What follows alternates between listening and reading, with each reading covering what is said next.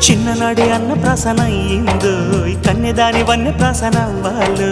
అమ్మ చేతి గోరు ముద్ద తిన్నాను అందగాడి గోటి ముద్ర కావాలో